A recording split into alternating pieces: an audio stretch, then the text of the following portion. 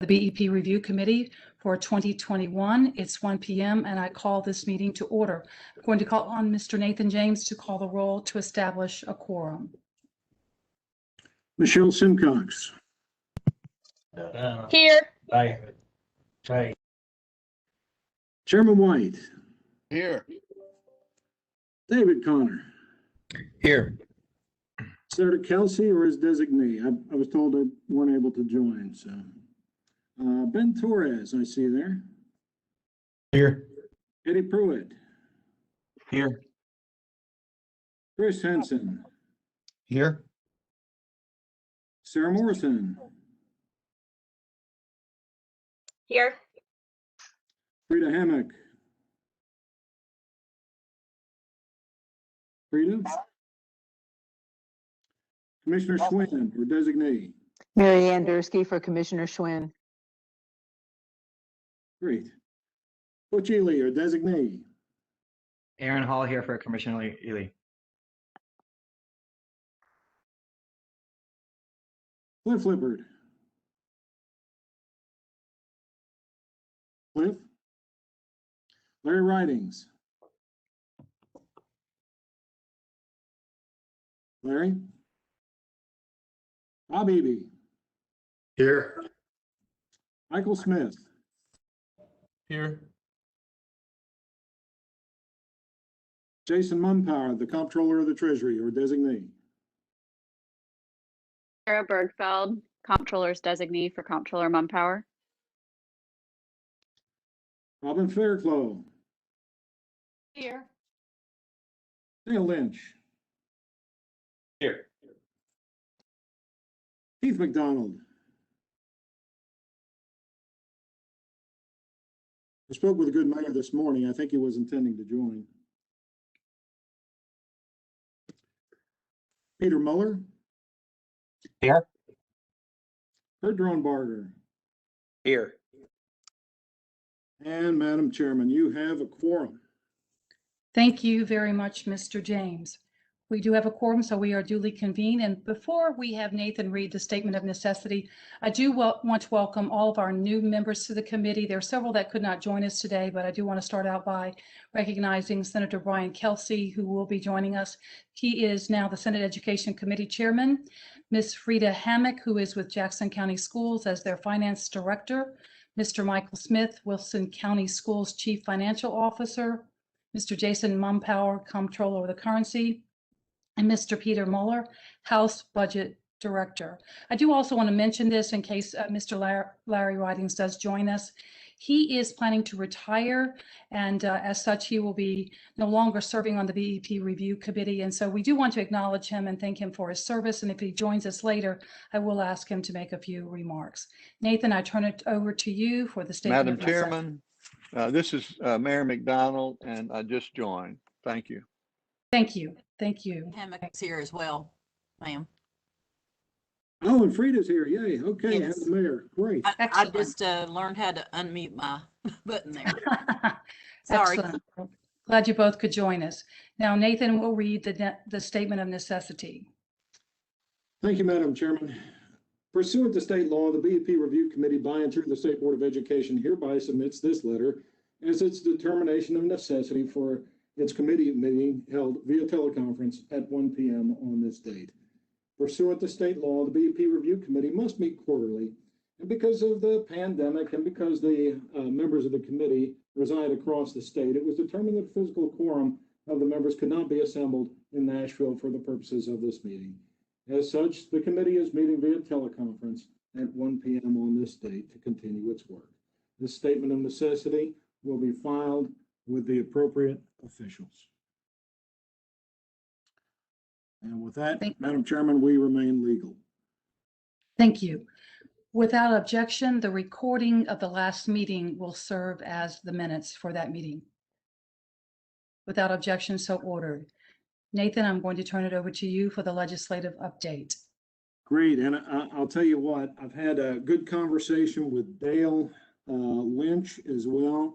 And, you know, I want to definitely extend to many of the different members of this committee are there at the General Assembly on a very frequent basis. The work that Ben Torres does with TSBA, Tara Bergfeld, she's representing the comptroller today, and why she's been extraordinary over at the Office of Education Accountability there with those folks. Couldn't get better. So with that having been said, I definitely want to ask Dale to chime in as we go. Chairman White, obviously nobody's more central to the work of creating law in the area of education than Chairman White is, and Ben as well. Please feel free to offer any commentary as we go. So let's see. I think I have control. Is that right? Or is there something I need to do? Yes, if you click on the left side, you should see the arrows to advance the slides. Oh, I see. Okay, very good. All right. Well, this is going to be our legislative report. You want to take a look at the total numbers. They're pretty extraordinary. If you don't spend a lot of time at the legislature, you don't realize sort of the enormity of it. Now, with the total number of bills filed this year of 1,633, I will tell you, and there's other folks on this call who have seen it, much larger numbers before. I've seen as many as 2,300 introduced in 1 year previously. So this is actually down from what it has been historically. So we're gonna start going through because obviously it's attached to the State Board of Education. We had a couple of priority bills, and so naturally they're at the front.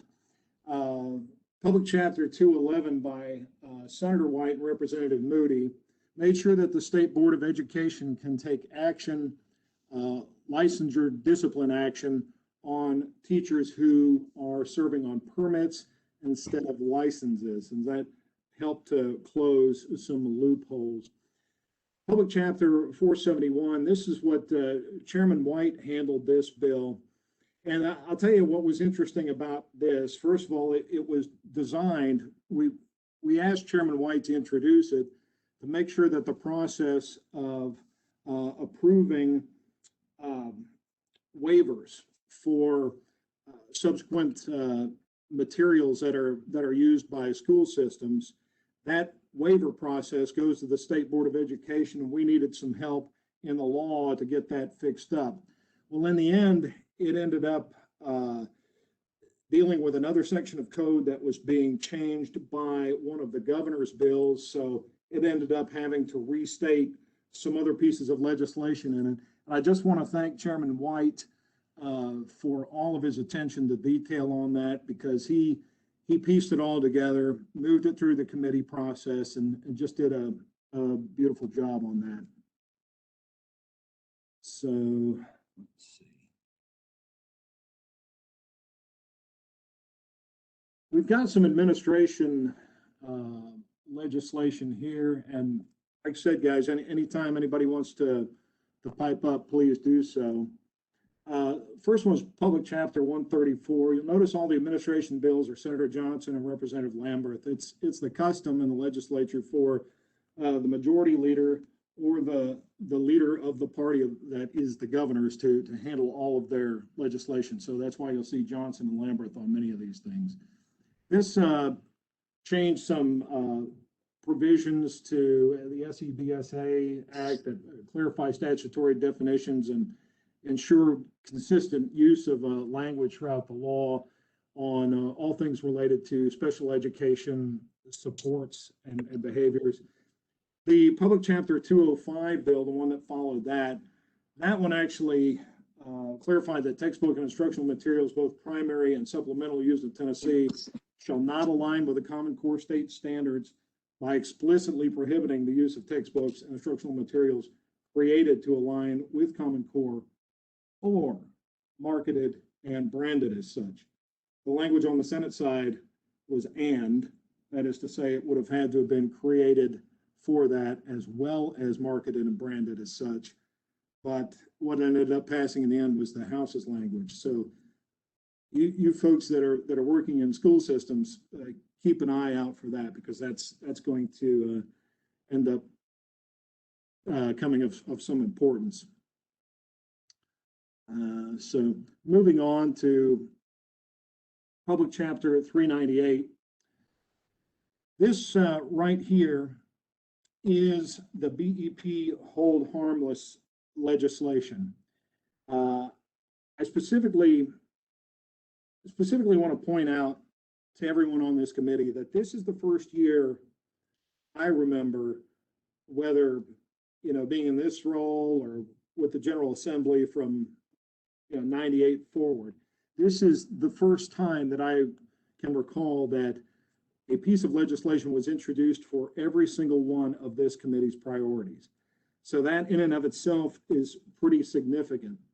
But I think it's also clear that this would not have been the #1 priority of this committee had Dale Lynch not fought hard for that to happen. Dale, are you on with us? I'm on, but I'm certainly not going to take any kind of credit other than the entire group, because I just brought it to everyone's attention. But everyone else, Chairman White and everyone on this call, was just as responsible for making this happen. I just appreciate you, Nathan, and allowing us to talk about this, and appreciate the legislators for making this happen. I wish it would have happened a little earlier during the General Assembly process. It kind of happened toward the end. Some of us kept our mouth shut a little bit more than we wanted to, Chairman White, and others because we were waiting on this to pass. So with that said, all kidding aside, this was paramount and a priority for school systems in Tennessee. So thanks to everyone here. Thank you, Nathan. Yeah, thank you. And I'll add to that, Nathan. That was a struggle. Everybody knew that we wanted to do that, but we struggled with how to get there, and we thought we would do it early, maybe even a special session, but it was done, but it took a while to get there. We had an AG opinion, a few things that we were dealing with. So I'm glad we did it, because it was the right thing to do for our school systems. Absolutely.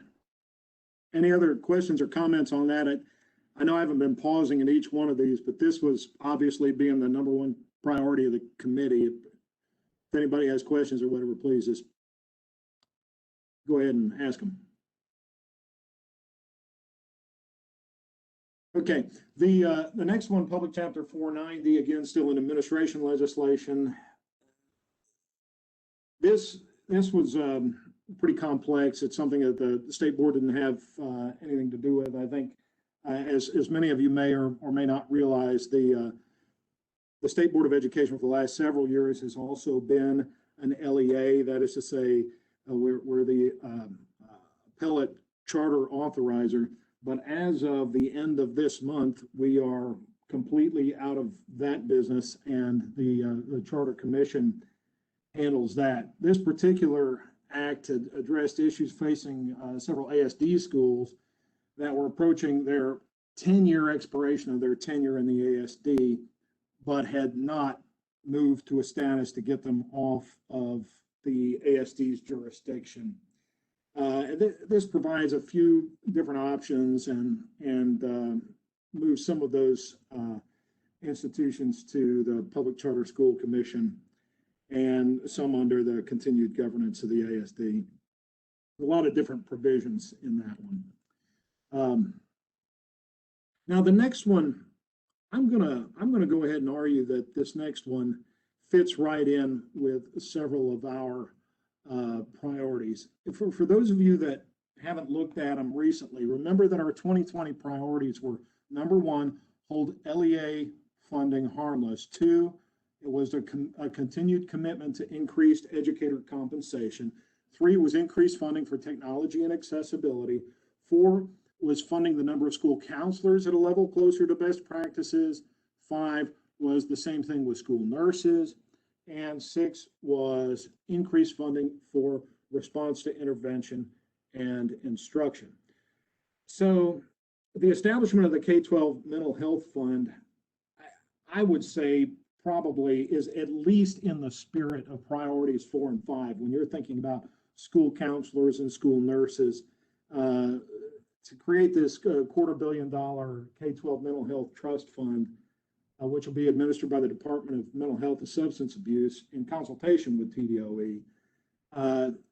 It's certainly a step in the right direction. Doesn't mean we stop, making the case for the nurses and counselors as we have in the past. But I'm going to count that, in my book at least, as being a win. So we go to Public Chapter 125, Senator Hale and Representative Weaver. Ben, is this one that you'd like to discuss at all? Sure. I think this piece of legislation really impacts the teacher shortage here in the state of Tennessee. It allows out-of-state teachers to move to Tennessee, and if they have the equivalent of what we consider the professional license in Tennessee to be for a teacher, they will get the equivalent of that license. I've had discussions with administrators, with school board members, and they see this as a huge benefit to our state. Also, the second part of the legislation that allows those teachers that didn't receive an evaluation last year due to the pandemic to advance their license to a professional license without meeting the evaluation criteria. I think that's going to help a lot of districts right now because they have current educators that are certainly sitting in that area. So I'm hoping that this is a big step forward in addressing the teacher shortage in the state and recruiting teachers to come to Tennessee. And I'll say, anytime you're talking about the prospect of changing how the state deals with reciprocity, that's something that your State Board of Education is going to have a lot of interest in. I will make it very clear, very public, that we work together to do a lot to tighten this up from what was originally introduced. Because you always have a set of competing values, don't you? I mean, you want to make sure that there are enough teachers that are qualified to fill the gaps, but it's also the business of the state to make certain that the folks who do that know their stuff and can step in and provide those children with the expertise necessary. And I think it's important. I would say Ben was great to work with on that. So, and I think it's important to note where in that legislation, exactly how you said, the state board is going to have that ability to figure out what is that equivalent, and how does it align to our specific license, and making sure that those teachers coming over are meeting the same standards that we expect of our teachers here in the state. Right, and that's a big thing because no two states are exactly alike, and so I appreciate that very much. Public Chapter 261 just deals with the process for making certain when teachers are not able to be in the classroom because of a disaster or whatever, that they're not charged leave when they're, say, working remotely. This cleaned up a piece of that. If we move on down to Public Chapter 276, this this is a piece that allows unused textbook funds to be able to be used for technology and devices. It certainly goes along with our priority number 3 of increased funding for technology and accessibility. This was kind of, it's always one thing to try to get the legislature to appropriate more money to go after a particular need. This was a way to say, all right, districts, if you've got some extra cash over here, we're going to legally authorize that to be used for this technology issue. And I think that was probably a step in the right direction. Public Chapter 299, this was by Senator Bailey and Representative Cochran. He's Representative Cochran's from down the Athens area. It requires the Commissioner of the Department of Education to obtain the approval of the State Board of Education for changes to the formula used to calculate LEA performance goals and measures. Further requires the Commissioner to convene a working group prior to submitting this proposal to the State Board of Education to change performance goals and measures for schools and LEAs. this was not a State Board of Education bill or anything like that, but obviously it speaks to that working relationship as well as all of the General Assembly's expectations in terms of including stakeholders from around the state on that.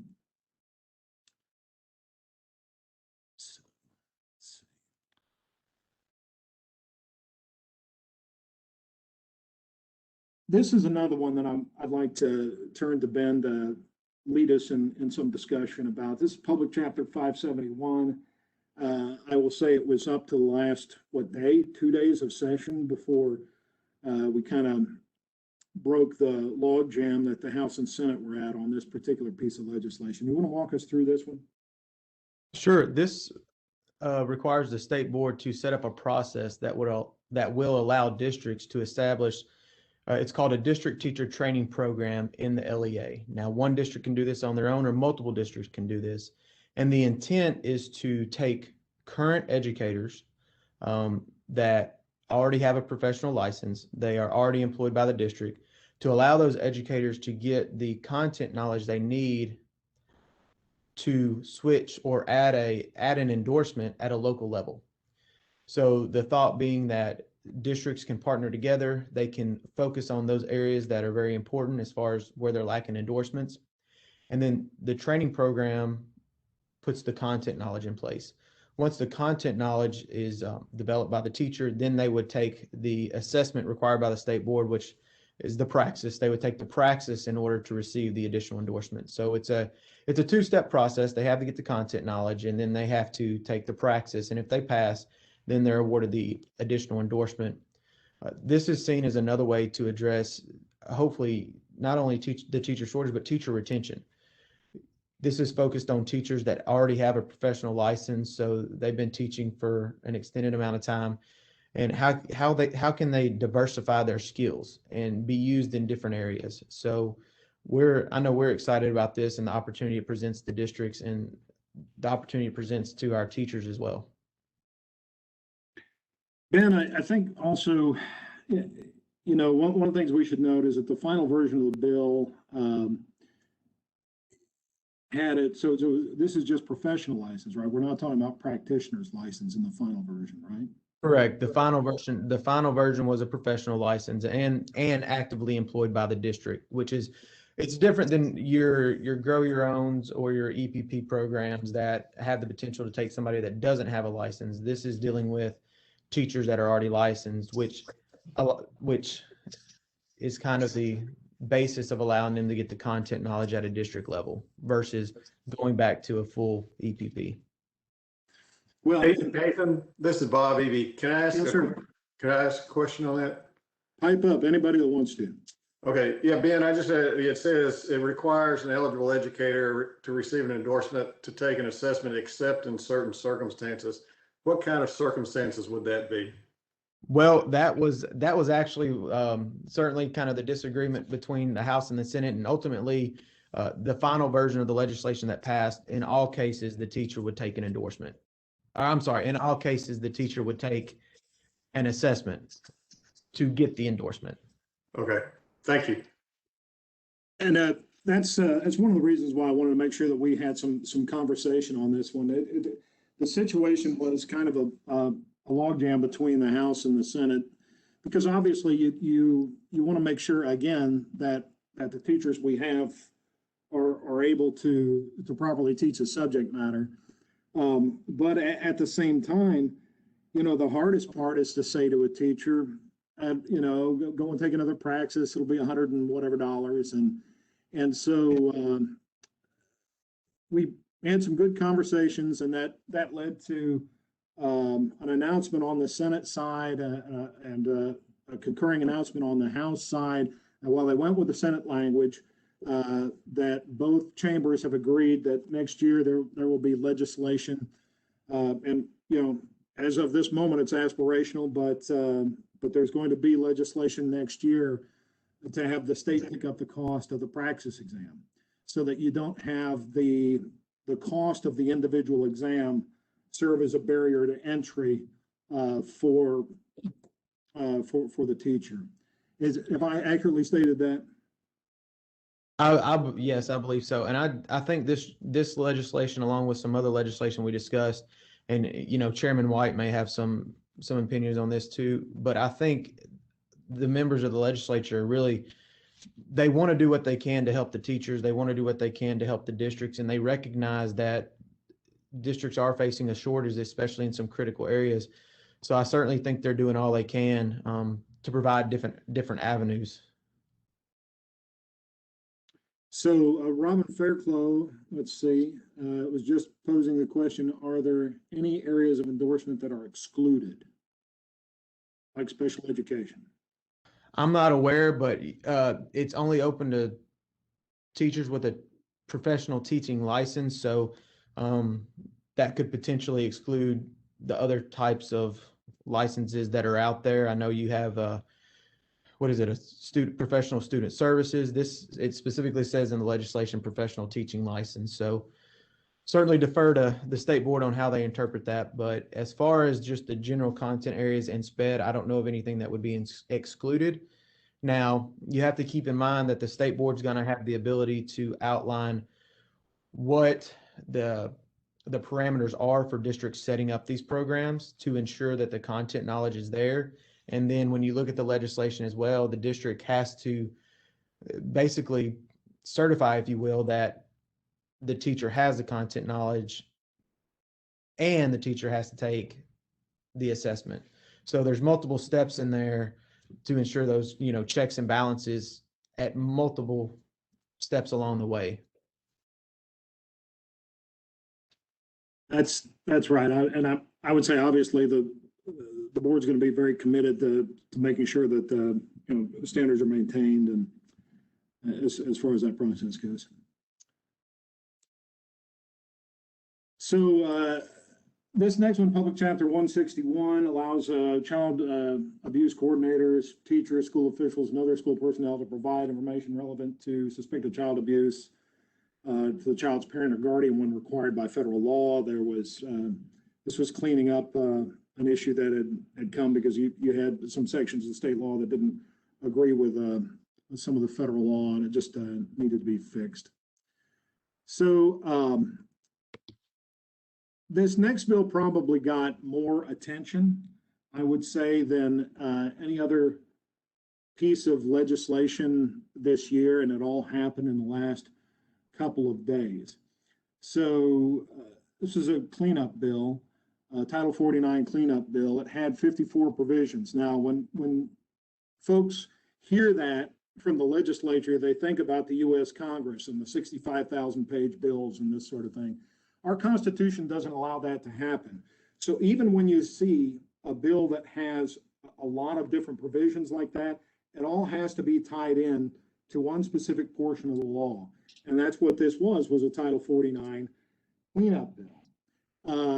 In the end, it had a couple of other pieces that were added on to it, including we had a situation in Tennessee where if you started out as a Tennessee teacher and you move out of state, you've taught here for a few years, you go teach out of state for 5 or 10 years.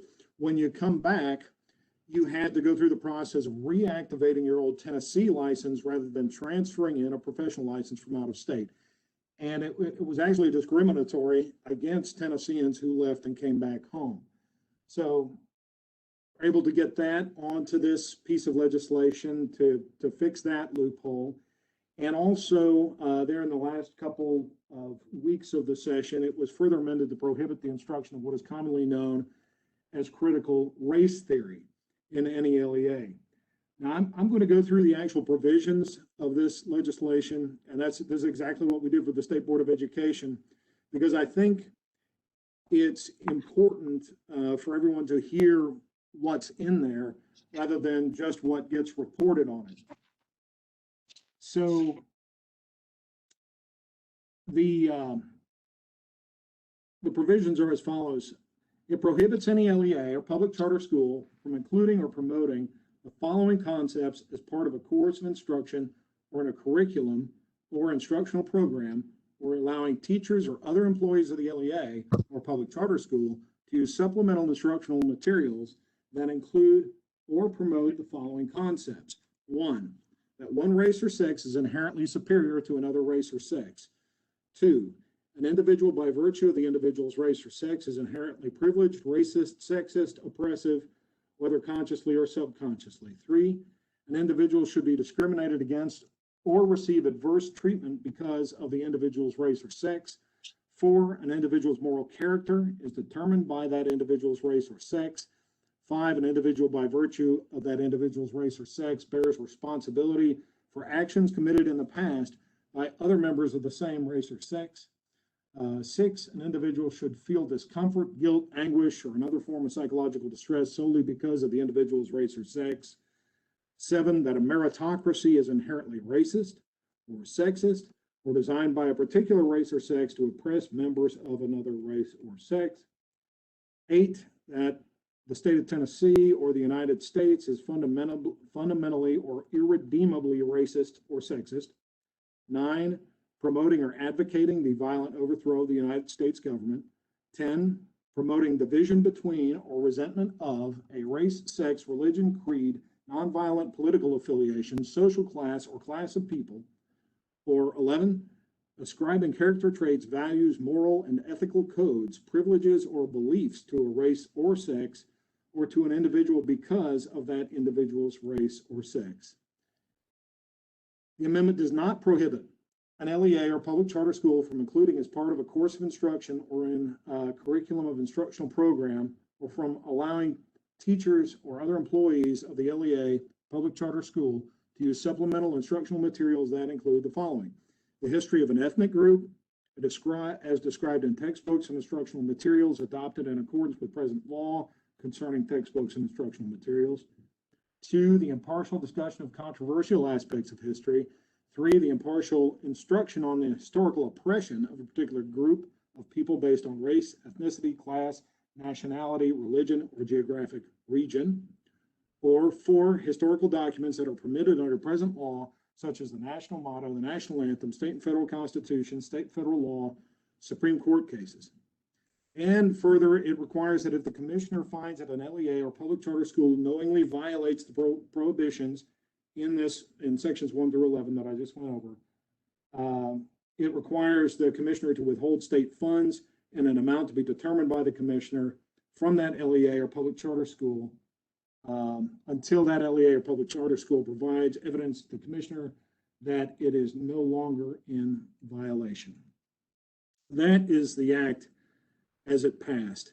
And so I just want to make sure that as everybody listens to this and hears it on the news, that they understand the provisions of what's in there.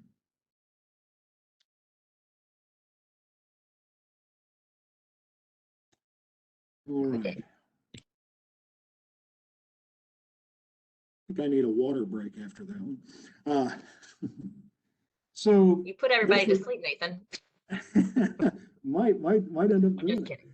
Just kidding. So this next one is an increase in the middle college scholarship from 1,000 to 1,250. And then public chapter 578 creates a school turnaround pilot program, requires TDOE to create and develop 4-year turnaround program for priority schools, and requires TDOE to create a pilot with 5 schools on the front end of that. So let's see. Okay. This one gets into decisions during situations of pandemic or state emergency. It establishes the local board of education or governing body of a public charter school has a sole authority, which can be delegated to the director of schools. I know that that's something that some on this call had certainly some interest in, to open or close a school to in-person learning and instruction during an emergency, except for instances when the governor issues an executive order with statewide applicability requiring that these districts go to in-person learning and instruction. 513 deals with immunization processes. I don't know if any of the advocacy groups want to pipe up or chat about any of those. We're certainly happy to. Representative Lamar, Senator Gilmore came in with Public Chapter 287. This is about human trafficking and make sure that teachers are getting in service about that in terms of what to look for in the prevention of human trafficking, especially among school children. Next one encourages joint economic and community development boards to include representation from school systems located within its county. Moving on.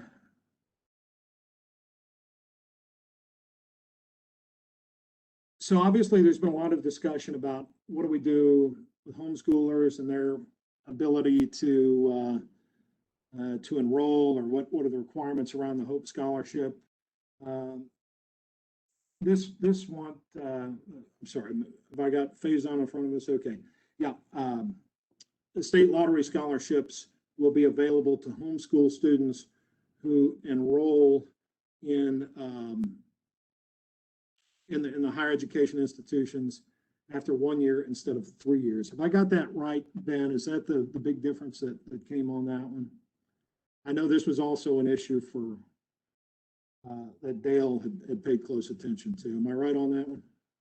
I believe so. I'll have to look at it just one more time.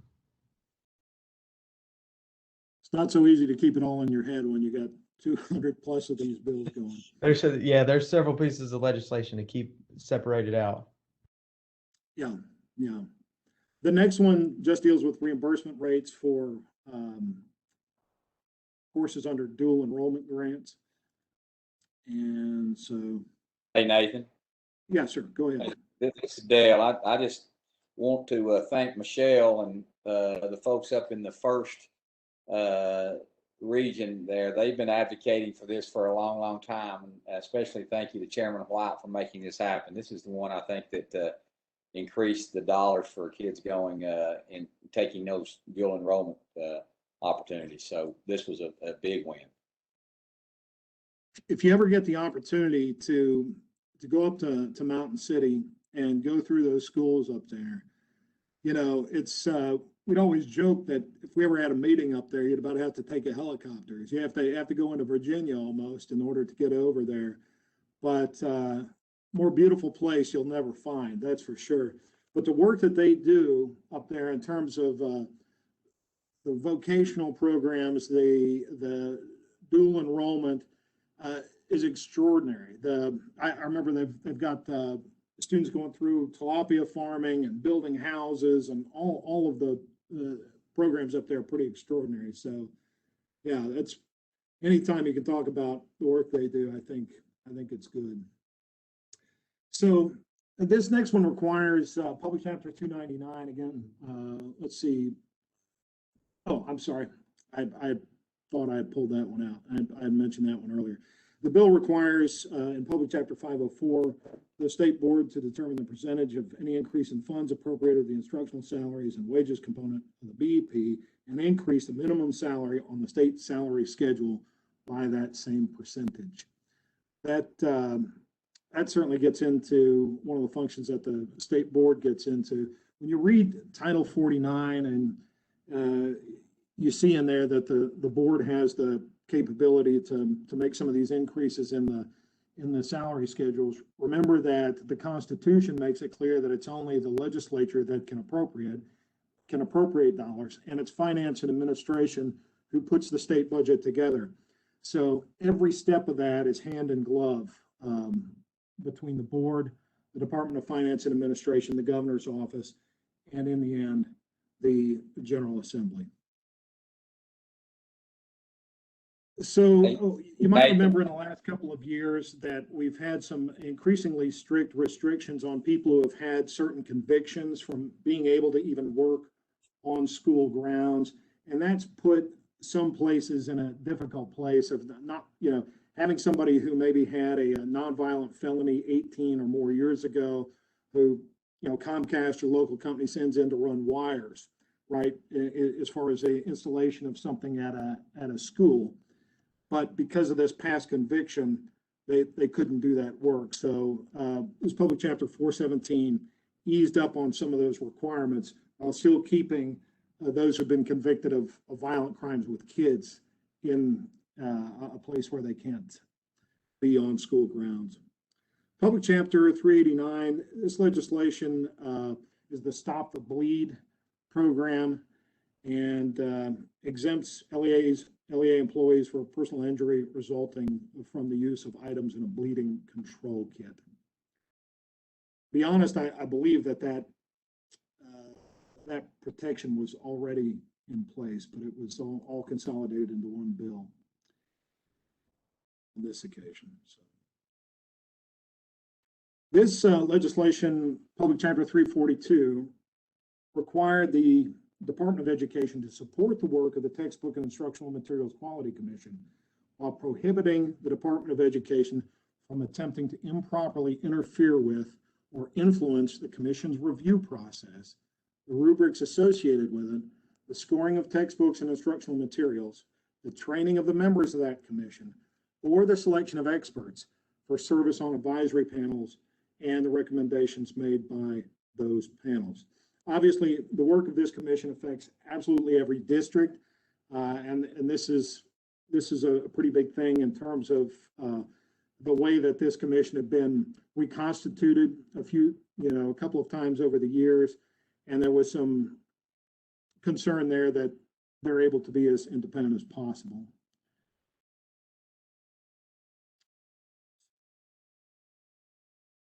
All right, we're getting close to the end.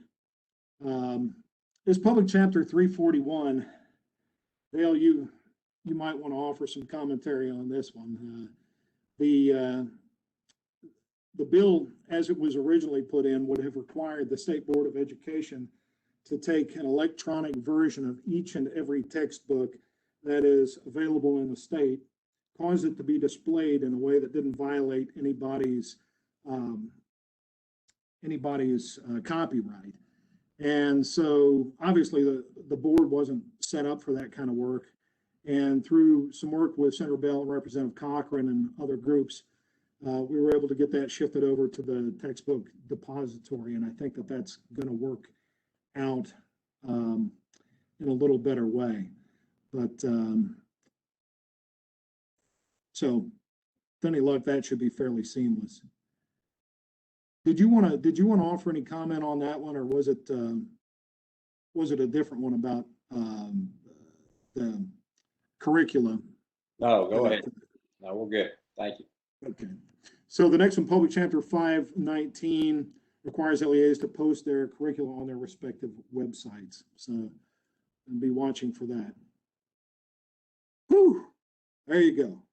Talk about a lot of work being done this legislative session. So this is one of the things that we're going to get into a little later on is F&A is going to give us a budget overview. But every year I try to work this this particular slide into a presentation for this committee as well as for the State Board of Education. Remember that our statute for the BEP Review Committee doesn't contemplate our priority list so much as it does our report, but it says we need to do that by the 1st of November. Well, as you see, the plannings and discussion, all that is long done by the 1st of November. So looking at Tennessee's budget cycle, this is why we come up with our list of priorities and try to get it in on the front end so that the folks at F&A can help work some money towards that where it's possible. I'd like to call on Dale Lynch on this. Hey, well, actually, thank you, Nathan. I was waiting. This actually has to do with the budget, but it actually has to do with a bill that was passed, public chapter, and I don't have that number, but you referenced it earlier.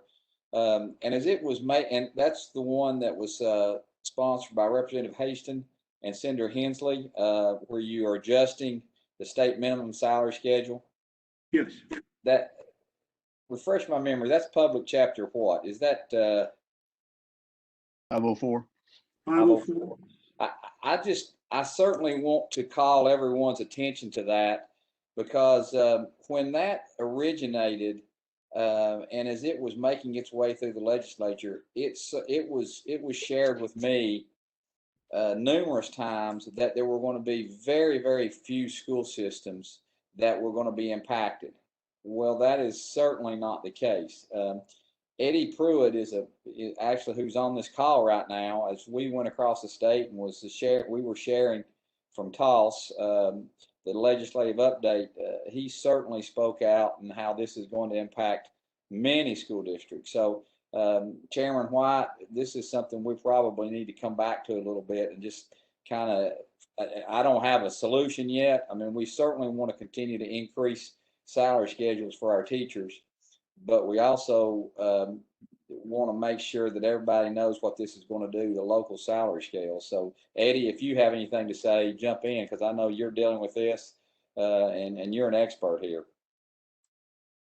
Thanks, Dale. And I won't say I'm an expert, but when we think about the positions that each district hires above the BEP, the BEP is a funding formula, and we hired quite a bit more in our district in order to make the needs, to meet the needs of all of our kids. Like, for example, and it really ties into the priorities of the BEP for, this committee, where we talk about increasing nurses and counselors.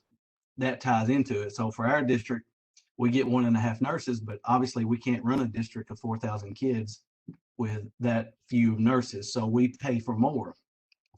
So when we get the BEP percent, like this past year, it was 4%. Typically, and most of the districts that I talk with, we can typically do at least half of that. So if the state gives 4% to the instructional component, we can usually do 2% on our salary schedule for our teachers and staff. The problem with this bill is if, and right now we're okay because we're ahead of that state minimum salary schedule. But after 2 or 3 years, you can see that if the state gives 4% and then 4% and 4%, and we're only able to do 2%, 2%, 2%, then it's going to hit a lot of school districts. And for us, we're a special school district. So if the state board does not set the minimum salary schedule, there's no way for us we can't increase property taxes. That has to come through the state legislature. So that really creates an issue for us, because there's no way for us to create additional funding. We would have to take that, and if we had to increase the salary schedule, we would have to cut positions. That's the only way we could balance the budget. So it does create some issues to kind of work through. I think, like what Dale said, this is a great thing. We want to pay, but there's just a few little hiccups that, could come into play for districts.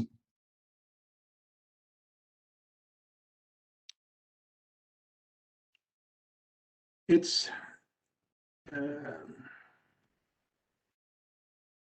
is Bruce on with us?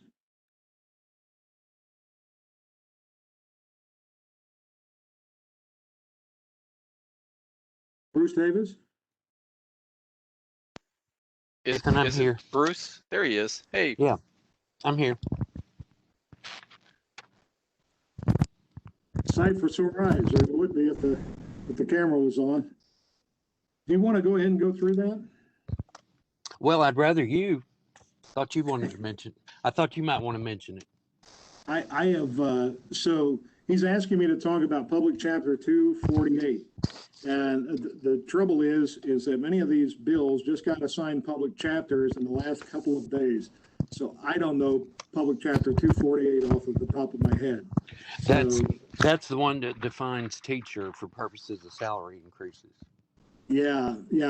There was a piece of legislation on that. I don't think I included it on this report. Since you brought it up, if you don't mind just chatting about it. Well, that's really about all I know about it. It was a bill sponsored by Senator Gardenhire in the Senate. Defines the term teacher for purposes of state salary increases for licensed education personnel. Amends Title IX.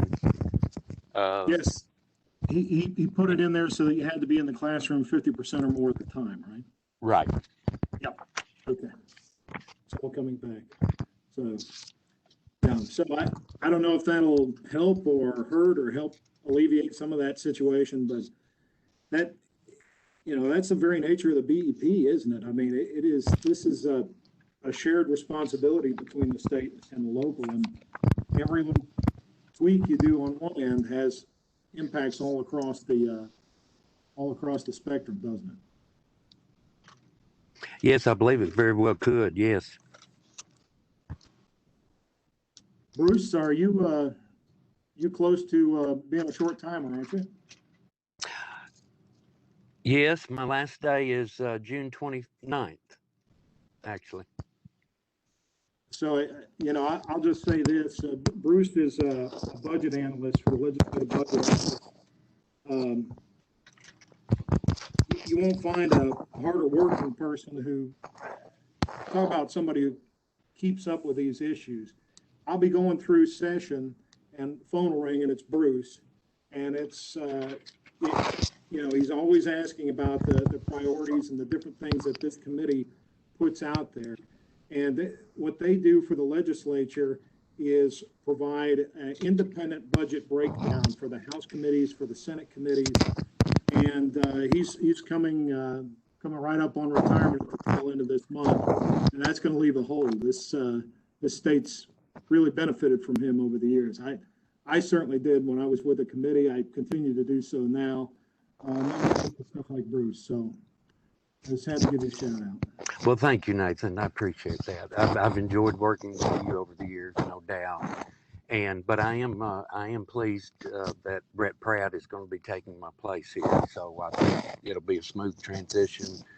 And while I've got the attention, let me just also mention how much I've enjoyed working with Mary Ann Dursky over the years. And I would also like to mention to Chairman Hargrove, from my perspective, what an excellent job you've been doing chairing this committee over the last few years. Truly. Thank you so much for those kind comments, Mr. Davis. I do wish you all the best in retirement. We certainly would miss your contribution to this committee, and I wish you all the best. So thank you so much. Thank you.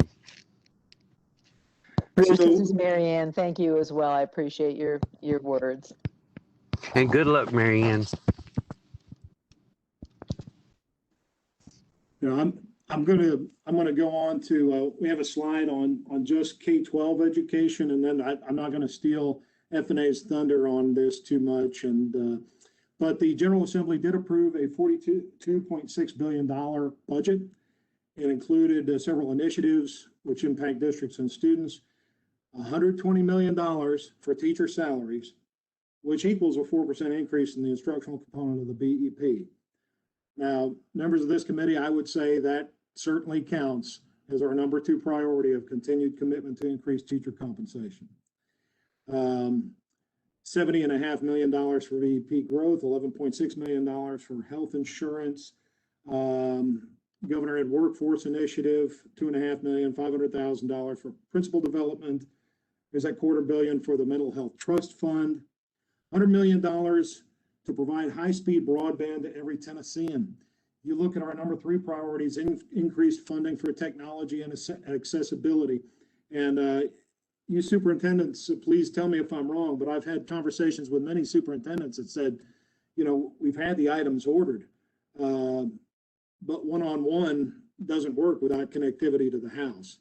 And that's proven to be a big stumbling block. So I would say, again, I would count that as a win for us. Learning loss initiatives, it's $86.5 million. Now, that isn't the same as increased funding for response intervention and instruction in terms of adding an additional position or changing those ratios, but it certainly is right along with our number 6 priority. $18.5 million for summer transportation and $8.9 million for the BEP hold harmless legislation. So that brings me to the end of that presentation. Are there any other questions for Nathan while we give him a few seconds to drink some water? Any other questions or comments before we move on? Nathan, I certainly want to thank you for the recap. I know that was a lot to cover in a very short period of time. It obviously was a very busy legislative session. So the summaries were important for the work of this committee to have that recap. So thank you so much for that. Moving on to the next item on the agenda, which is the budget update. I believe that Alex Schuman with FNA, he's the budget coordinator, is going to provide an update for us. Thank you, Chairman Hargrove, and the members of the committee. I'm Alex Schuman. I'm with FNA Budget. I'm pinch hitting for Greg Turner, who you usually see in this role while he is out of the office this week. As Nathan said, the budget as enacted by the General Assembly was about $42.6 billion. I would caution you all that that number is going to change as we reconcile the budget as passed to any legislation that was passed. Sometimes we'll put money in the budget and the final fiscal note on a piece of legislation will be a little different. So we have those small changes that we've got to make. A larger thing that's going to be happening this summer that's different than most other summers is we've got a lot of federal CARES Act funds in the fiscal 21 budget that we're going to have to carry over the unexpended balances into 22. So that's not part of the 42.6 yet. As fiscal year ends June 30, we'll be doing that accounting of any unspent balances of the CARES Act money. Not to forget the American Rescue Plan. The federal guidance on that one is a lot that hasn't come out a lot yet. So we're looking for more federal guidance on how we can program those dollars. Those will also go into the FY22 budget.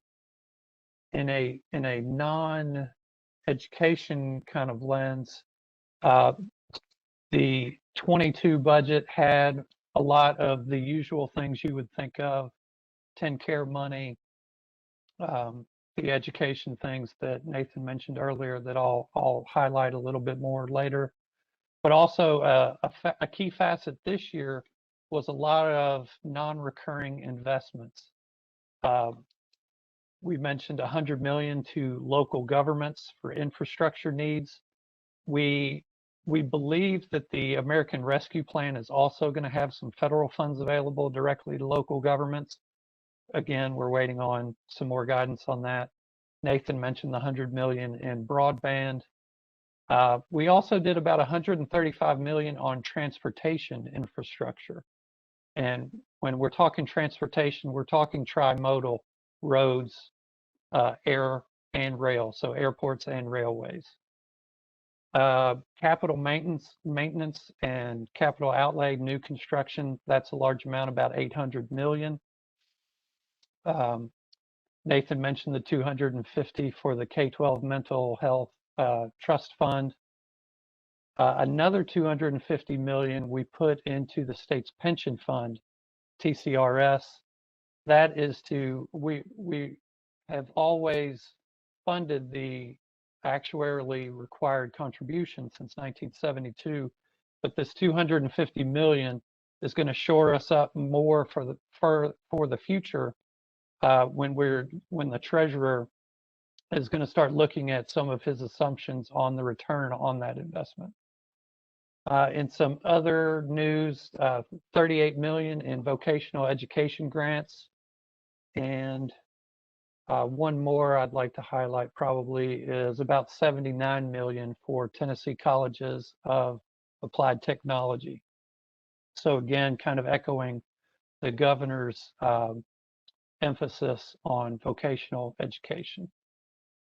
Now, for education specific items, I think Nathan hit everything. Maybe there is $24 million in there for a charter schools facilities fund. That's existed for a number of years now, so that's just an additional investment in it. On the learning loss initiative, I know Nathan said the 86.5. I would just highlight there, we also contemplate around 38 million of federal TANF funds for that learning loss as well. TANF is temporary assistance for needy families. One more thing I'd add on the summer transportation grants, 18.5 million. There's 18.5 million for fiscal 21 and also 18.5 million for fiscal 22. So you're really looking at about 37 million there on that one.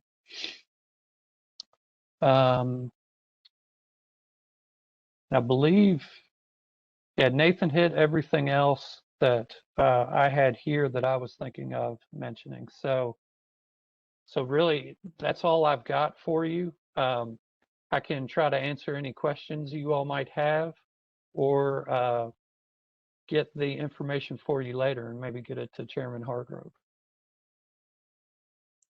Are there any questions for Mr. Schuman? So Nathan sort of stole your thunder. A little bit. Totally all right. It's summer. Thunder happens every day. Well, thank you so much for providing that update. We're going to move on to the next item, which is a discussion of potential priorities for this year. As you know, annually we do the survey. In advance of actually conducting the survey, we do want to move into a discussion and hear from you regarding your thoughts on the things we should consider as we launch before we launch the survey. I don't think we had enough conversation last year in advance of conducting the survey. And so I think having the benefit of what's on your mind, what you consider top priorities that are either ones we've had in the past or those that have not come before us before, especially in light of the continuation of the year that we had, that we've continued to say was like no other, started in early 2020. So I will stop speaking and certainly entertain any questions. And we have Nathan listed as taking us through this, and he'll jump in wherever necessary. But let's just open it up for discussion and hear your comments and suggestions. That would be for the benefit of everyone, because, you know, once you take the survey, we're on our own by ourselves and we have no idea what may have been a priority or thought that came to many of the districts. I said I was going to stop talking, but I just wanted to sort of clarify that point. And Dale, you made the point last year for us, having heard from all the districts about the hold harmless funding, and that came in after the fact, after the survey was completed, and thankfully this committee voted to make it to the #1 priority. Chairman Hargrove, this is Dale. I Yes. think so much work has been done now with because of the data has been collected, even a law has passed now about teacher shortage, that we just don't talk about it in generic fashion. We talk about it in grand divisions. We talk about it very specifically by district, by what teacher shortage really means per district.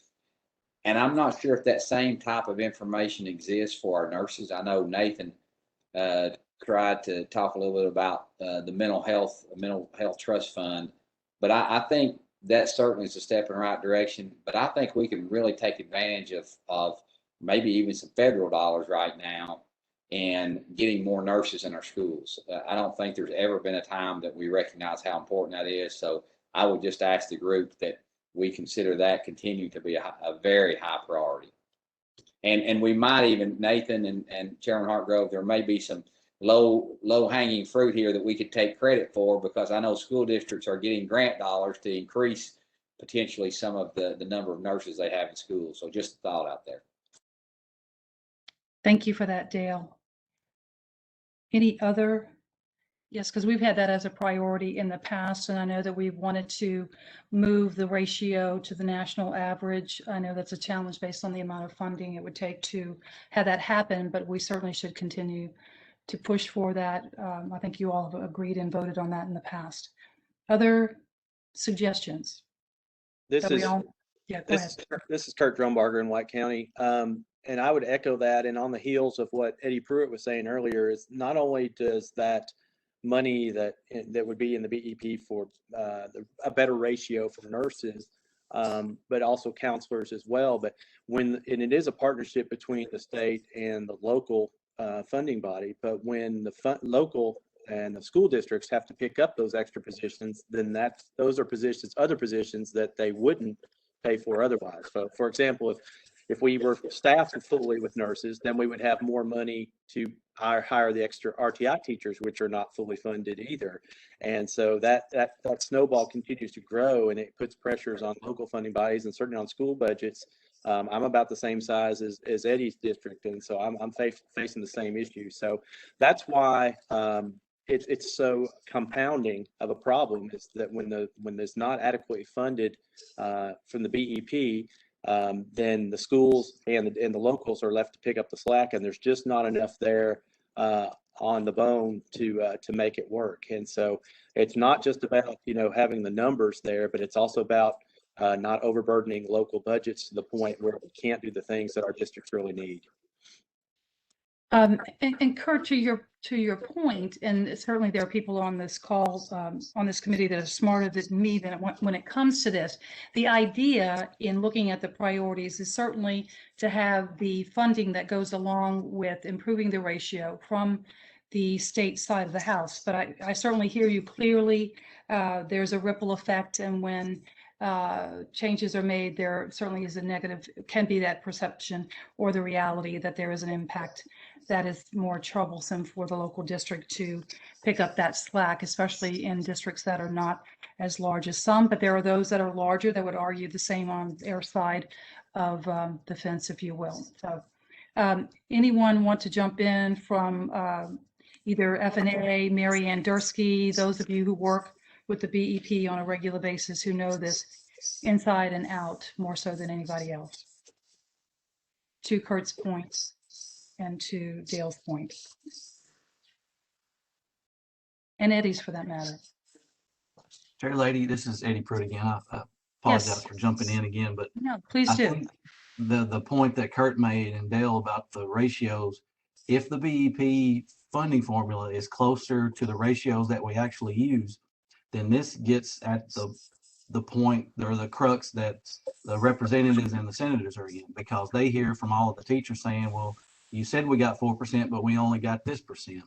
Right. If the funding ratios are closer, then we're able to put, if the state legislature put X dollars in there, if we're pretty much having the number of teachers that we're getting through BEP, then we can put all of that money into teacher salaries. So it kills both of those problems, because we have the funding there, and we're the representatives and senators are not having to hear from teachers because we're able to give those raises.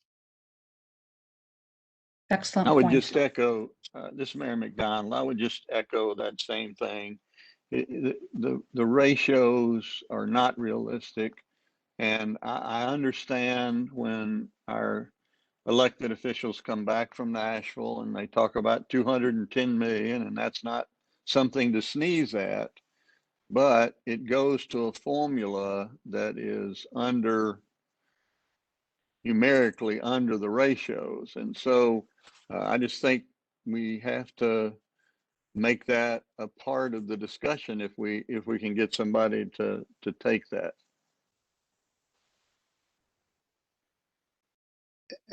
And Lillian, if I may jump Yes, in. please do. Thank you, you, Representative White. Yeah, I like this discussion.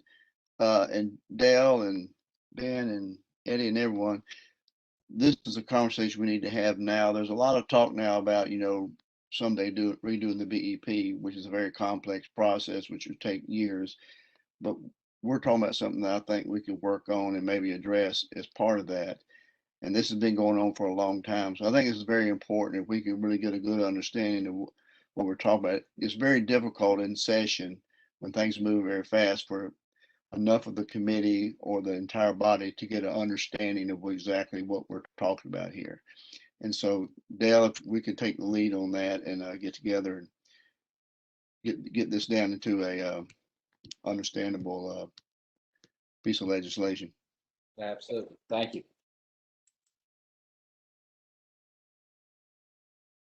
And I'm looking at the list. Do we have a representative in place for Brian Kelsey serving as his proxy? Not today. Not today. I have had discussions with them, and we're always, happy to go back and reach out to them and spend that time. So. I think it would be important, since he could not be here today, to have the benefit of the conversation. And Chairman White, I don't know if you have an opportunity to, Nathan, we obviously trust you to take the lead on that, but I think wherever we have an opportunity with someone else in the General Assembly, I look to Chairman White. And if that's asking something I shouldn't ask, by all means, please let me know. And we'll do that. I've Okay. conversation with Senator all the time, and he wants us to work very close this coming year between the House and the Senate. So, yes. Very good. Along that same line, Chairman, I wonder if he determines that he is too busy for this committee, if he could appoint someone from another senator, if that would be an option. So go ahead, Nathan. Yeah, I was just going to say the statute makes it for the chairman. Any other time, he would be having his research analyst to sit in for him. It just happens to be that on this particular week was his vacation time. They called and chatted about it in advance and specifically wanted to know if there were any votes going on. He didn't want to miss any of that. And of course, there was no, at least not slated to be any votes on our agenda here. I do want to note that Robin also said she wanted to echo the focus on school nurses and respectfully ask that the funding for assistant principals and students with disabilities also be examined, as they also impact what the local is having to pick up. I wanted to make sure that's on the record. Yeah, I would like to echo that too, Lillian. This is Kurt again from White County. Yes, Kurt. Special ed, that's an area that I know here in White County, we really continue to have to pick up an exorbitant amount of positions in the local in order to cover that. And I hear that from our special ed folks, that those numbers have not really been readdressed in a long time. So that's something that and those are federal documents and IEPs that we have to adhere to. So those aren't in question. We just have to do it. And so we are picking up more and more in the federal line of special education that I'd like to address. So yeah, I think it's as Representative White was saying, I think that those are conversations we need to have, but maybe at this time and between sessions, we can really get some dollar figures there to see what would really move the needle there. Because every one of those extra positions that the local pick up is that much more that, as Eddie was saying, takes away from those salary raises that we're trying to get the teachers and put in their hands. So anyway, just wanted to echo that point. Thank you. Thank you for adding that. Other priorities? Madam Chair, this is Bob Eby. Yes, Bob. I certainly appreciate the comments on nurses and mental health and counselors. I agree with that wholeheartedly. I still am concerned on the teacher shortage issue on how to build the pipeline for the future. Certainly some actions that we've taken this year with regard to endorsements, et cetera, but is there anything that this committee could recommend on internships or anything like that, funding internships or something to build the teacher pipeline for the future? I think that's an area that we continue to are short on. Just a comment. Thank you for your comment, Bob. We certainly have had that conversation at length. We're not the only ones. I know that conversation is being held across the board, and there are many different solutions to addressing the shortage. So it takes us all. So thank you for that. Other priorities that you want to discuss and make sure that everyone else is aware of, in particular with having Chairman White here. I see he's taking copious notes, and I'm thankful for that. Can I add one more thing? Yes, please do.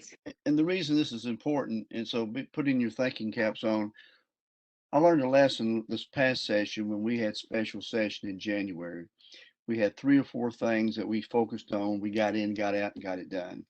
And then we had the rest of the session, and it seemed like things pretty much went pretty smooth by and large. I'm looking for what are those 3 and 4 and 5 things, or whatever the number may be, that we have ready to go by January so that we already have it worked out. We get in, we focus on it, we understand it, and we move it through whatever is important. So that's what I'm spending a lot of times this summer and fall is getting these half a dozen things, whatever the number is. So we're ready to go by January 1. And I would add that with the process that we are going through, and certainly Nathan will take us through that conversation in a little bit here.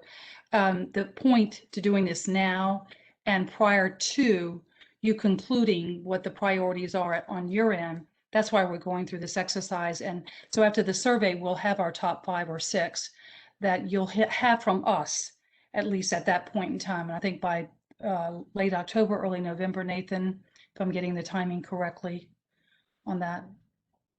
In terms of when the list would be done? Or, well, in terms of, based on what Chairman White just said, he's looking for a half a dozen or so items that he's going to focus on in light of what happened this last legislative session when they got in and got out, and there was a lot to accomplish in a very short period of time.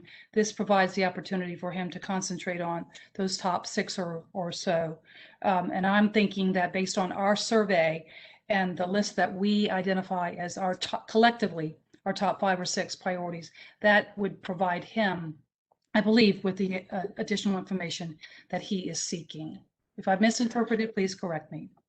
No, I think in terms of that, the priority process would, we ought to have a list all fleshed out, middle of August as far as that goes.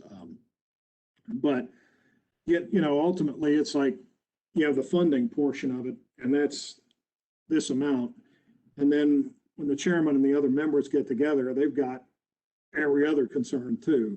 So it's, that's kind of why it was such a big deal that there was even legislation for all of them. And even remember last year we went through this process, and this is what started the conversation about what do you do with the situation that existed over in Sevier County, for example. There was legislation on that. Everything that we got to, folks ended up having introduced. So we certainly can put our priority list right there in front of the good chairman and see what he thinks in terms of whether those become the priorities or don't. So.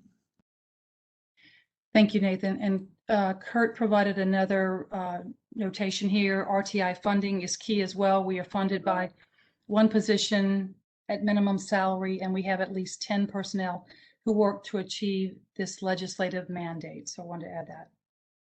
Hey, and Kurt would like to say one other thing. Thank you to Representative White, to all the legislative members who are on this call. They've done a lot of work to help us. And as Mayor McDonald was saying earlier, all the money that's been granted already is nothing to sneeze at. We're certainly thankful, and every step in the right direction is a step in the right direction. So thank you so much. But as as we start to lay out our ideas for next year, that it's prudent to do so. But I'd be remiss if I didn't say thank you to everybody on this call for the advancements that we've made. And I think we're definitely headed in the right direction on behalf of the teachers and the students in our districts. Thank you. You just received a thumbs up from Chairman White in case you didn't see it. Any other suggestions on priorities? Chairman Hargrove, yes, Dale. Dale, one last thing. I would just, in really working with legislators and superintendents over the last several years and the BEP pretty closely, I think maybe a strategy that we might want to take, and this is a question and a suggestion, is that sometimes we can come up with a lot of 4 or 5 different priorities, but if we can get together and really focus on 1 or 2 at the max, it still will help in these other areas. If we can all come together and say, we certainly know that RTI needs to be funded, assistant principals need to be funded, that special ed needs to be funded better, that nurses need to be funded better. But if we could together as the BEP review committee come together and say, okay, after we get after we poll everyone, and here's what everybody came up with. But I really think that the hold harmless came about because it was a unification of this group and other stakeholders. I think if we could do the same, then let's tackle one or two issues. That's just a suggestion. So Dale, we do obviously have time after we complete the survey, and I think we could still, unless the group wants to decide otherwise, we could still ask for a list of the top 5, and then in discussion at one of our next meetings, at the next meeting after the survey has been completed, where you have an opportunity to review the results, then we can do what we did last year and have that rich discussion around really the top one, the number one is, and we could certainly craft the letter in a different way when it is sent to the 2 commissioners of FNA and education and the governor, in a way that specifies, if we decide that we can do it in a way that makes sense. So it's again up to this group. Do we want to concentrate on the top 2 or 3, or do we still want to stick with top 5 or so? Any feedback on that from Dale, what Dale suggested? Madam Chair? Yes. Just to remind the group about its kind of the historical context of where we were before. I mean, I certainly remember in 9 and 10 that the laundry list that we used to come out with, right, where it was, it would always come out the 1st of November. I remember thinking as a legislative staffer that it required, if we were going to actually get everything that the BEP Review Committee asked for, it would require a 1 cent increase in the sales tax on an annual basis, because it was always $750 million. And, I will say, and this isn't to disagree necessarily, but if we take a look at our priorities of what we did last year, we absolutely got our number 1. I would say we absolutely got number 2, which was continued commitment to increase teacher compensation, which had been number 1 the previous 5 years. Increased funding for technology and accessibility, that was added. Counselors, we didn't get exactly, but we got a couple of other peripherally related things. School nurses, I mean, the pressures there, we're kind of building momentum on that in terms of what the legislators put in. The RTI funding, it's simply, we wouldn't have what we have, except that this committee has made it in the top 5 year after year after year before it was put in. So I think maybe it's just kind of doing it the way we've done it. Wow, it just really the big idea is what is number 1 and what is number 2. I wouldn't want any of those things to necessarily go away, as long as we very much agree on them. Now, that's one piece. Then the second piece of that is, what do the advocacy organizations who are here and represented, what do they do to go in and come up with a defined legislative strategy to attempt to make those things into law? And that next step that gets into advocacy and the lobbying and all of those things, that is that's kind of what comes next, and it's the function of the individual organizations for which there is no conflict to undertake that work. Nathan, one thing that I want to add, and I think if we all think about this after we before we conduct the survey and after we come back, we gather again together to discuss it. If we were to stay with 5, and there's funding that's provided for 5, whatever level it is, probably at an amount that would not get us exactly where we want to be, and we know that would not be the case. Is it better to have a strategy that Dale has recommended with 1 or 2 and have those come closer to where they need to be in 1 year, and then the next year pick up the next 2 or so? Sure. And continue to move the needle in the right direction with the top 5 by putting more focus on 2 1 year to the next year? And that may not be the best approach. I don't know, because of So if you think about it, the question becomes, what is enough, right? I mean, we've always advocated year after year after year for continued commitment to increase teacher compensation, right? And for the last quite a good many years, the governor and the legislature has put a great deal of money into that. If we were to say, well, that's our number one priority, anything else just put into that, would we then not the next year ask for the same thing? In other words, there are some of these priorities that once they're funded, they're taken care of. If you funded the number of school counselors at the best practice level, for example, that's XYZ dollars on a recurring basis, and you've got it and you're done. I don't think the day will ever come where we will say, okay, that's enough in terms of increased teacher compensation. We're good on that. So some of these priorities lend themselves to kind of that approach, and some of them just never will. And I mean, anybody can disagree with me. I'm no genius on this stuff. It's just that's my penny's worth for you. All right, Nathan, this is Dale. I'm not going to disagree with you, but I've got to chime in. I wasn't going to be quiet on that one. I'm sorry.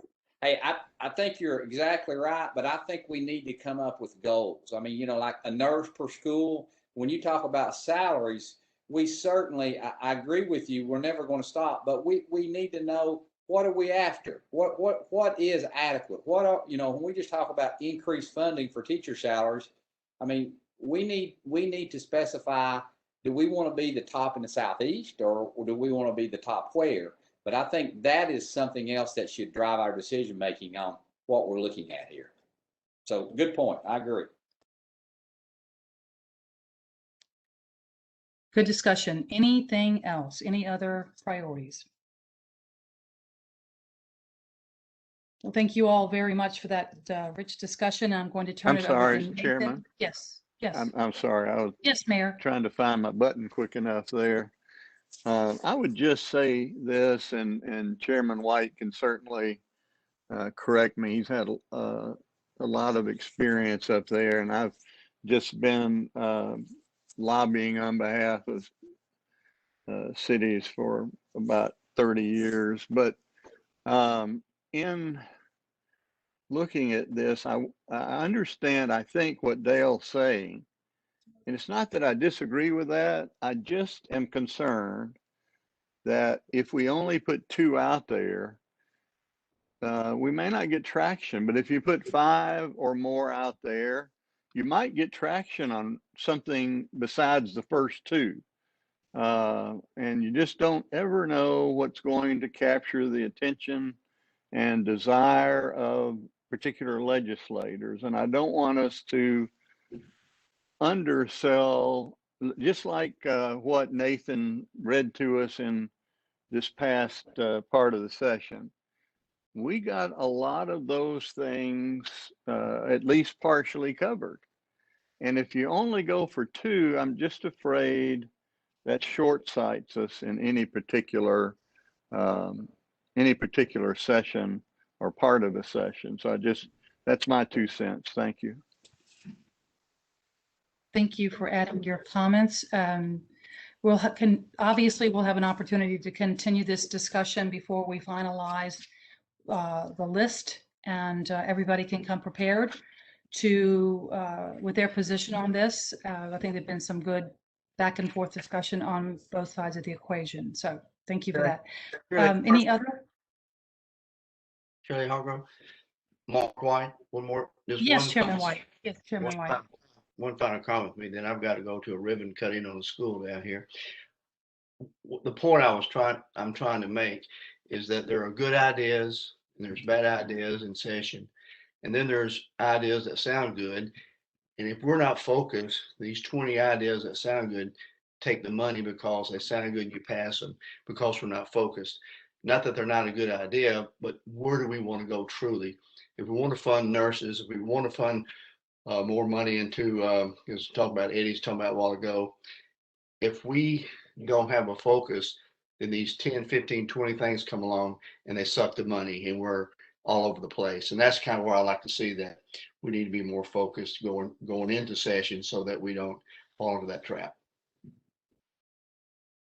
Thank you for that, Chairman White. We needed that to hear that again from you, so thank you so much. I know you have to go.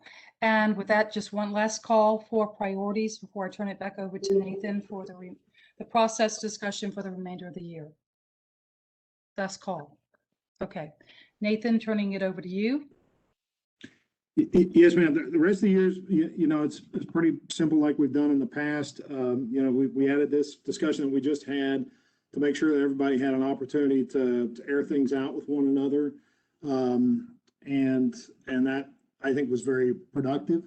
The idea being to spark everybody's minds when they take the individual surveys. Remember that because of sunshine requirements and the Open Meetings Act, these are not things that you can necessarily get on the phone and deliberate about what you push for. So this conversation that we just had was the legal way for you all to share those concerns and thoughts with one another. So the next step would be probably, we're looking at somewhere close to the second week of July. The survey would go out. We'd certainly do that a little bit earlier, but the idea is to give everybody a couple of weeks to get their top 5 or 6 in, and then we'll get it together and do like we've done in the past, where we create a spreadsheet that shows everybody's responses and make that available to everybody so that y'all see there's 100% transparency on that. We go through, we take the top 5, and we have the discussion. And from that, we vote and create our priority list. And then the letter would happen in the month of August. And that would go to F&A and education to say these are what the priorities are. Other than that, you're looking at, you know, the statute requires us to have 4 meetings. We'd have a meeting probably at the tail end of October, as we nearly always do, on the ratification, the editing process, and so on the BEP report. And then you'd have a meeting in December. So that's kind of the way the process looks for the remainder of the year, Madam Chair. Nathan, clarify something. You mentioned, of course, we know we have 4 meetings. You mentioned having one at the end of October and certainly one in November, late November, early December. We have to have a third. There's one missing. Did you say a time that? Yeah, there will be a meeting in the summer. So we'll take the survey, we come back, we aggregate that data, and we get together, and that's the meeting last year where Dale led the charge on hold harmless, right? Okay, so that'll end up being the next meeting. As far as Just wanted to make sure that it was clear in everybody's mind that that meeting comes first before the others. Very good. Anything else, Nathan? Oh, ma'am, I am blissfully able to hush. You're ready to stop talking, I know. Thank you so much. Anything else from anyone else on the committee? Any other comments, closing remarks from any of you before we get ready to adjourn? Giving you back about half an hour. It's been a long meeting and great discussions. Well, thank you all so much for your thoughtful contribution and great discussion. As always, thank you for your service on this committee. And again, welcome to all the new committee members. And without objection, we are adjourned. Thank you so much. Thank you.